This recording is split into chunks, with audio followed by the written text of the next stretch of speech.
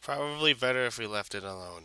Accessibility doesn't exactly bring up pleasant feelings nowadays, does it? Whenever we hear a developer or producer say these words, it's more like we want to take this franchise and reach a broader audience, which actually means we try to make more money out of it. So we're going to bastardize it and take everything that was unique about it or attracted its current audience and tear it out like we would the heart of a human being. Or sometimes that also means we want to push more story into a game that doesn't need it. After what has happened to so many games in the name of accessibility, like Hitman putting in a story about a little girl we didn't give two shits about, or Dead Space putting in a meathead soldier so we could play co-op in a horror game, or Dragon Age taking strategic combat and turning it into Dynasty Warriors, it's easy to run for the torches and pitchforks and attack who has ever uttered the phrase. Which is, of course, what the developers of the new Dark Souls has said. We're going full-bore with this one, they say. We want it to be more accessible to newcomers, they say. We are hoping to capture some of the Skyrim audience, they say, because those two games have a huge overlap. But it's important to remember that accessibility is not always bad. Indeed, some games have thrived by making certain elements easier to swallow or understand. As long as they keep the spirit of the game intact, it can lead to the best of both worlds. While I love the first Mass Effect, I tend to favor the second one over the first,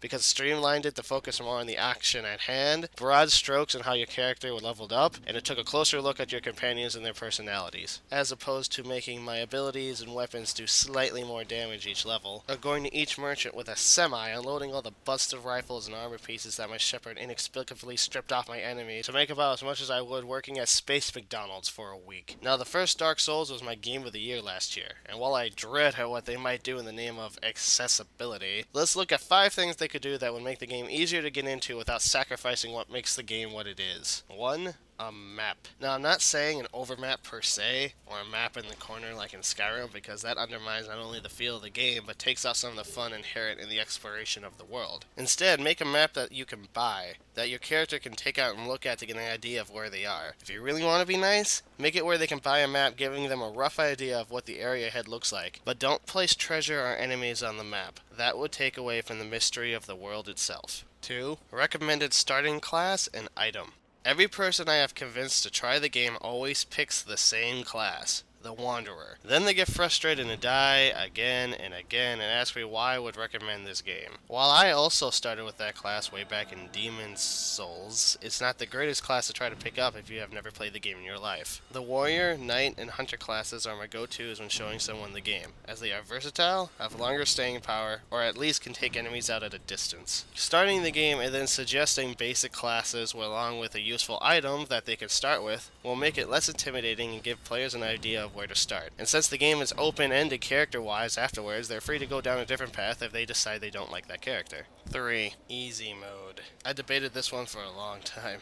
Dark Souls is attached to its difficulty. It's not only what makes the game engaging and terrifying, it's also what gives the game its texture. While putting in an easy mode could easily undermine this, I think there are a couple of ways to introduce it without ruining the game. First, make it clear to the player that they are playing in easy mode. In one of the re-releases for Ninja Gaiden on the Xbox, they introduced an easy mode, but Ayane would make fun of you or even ridicule you for going this route. If done enough to be funny but not enough to be annoying/embarrassing, this would work in Dark Souls as well, just have some of the characters and merchants make snide comments at the player's expense. Second, cut off some areas of the game to players who pick easy mode. None of the critical areas, of course, but by closing off some of the game to the player, it will give them a solid, tangible reason to get better. Lastly, disable certain achievements. I understand that achievements don't mean that much, but in their own way they show you how far you've come in the game and give a good feeling for beating the game or doing something unique. That gets undermined somewhat if me, the easy mode player, have the same kind of score, but he only had to do half the work to get it.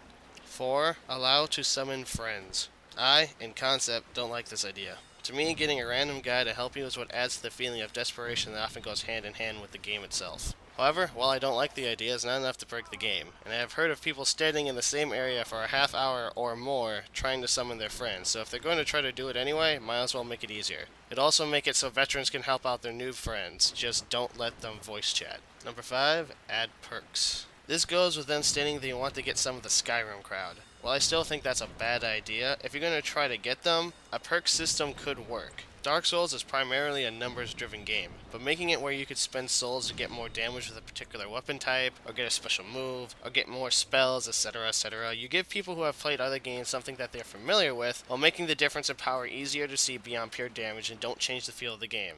Well, that much anyway. I'm nervous for the next Dark Souls to be sure. Accessibility has become a dirty word in the mind of the gamer, but if they stick to things like this, they can get more people to try it without sacrificing the soul of the game we have come to cherish.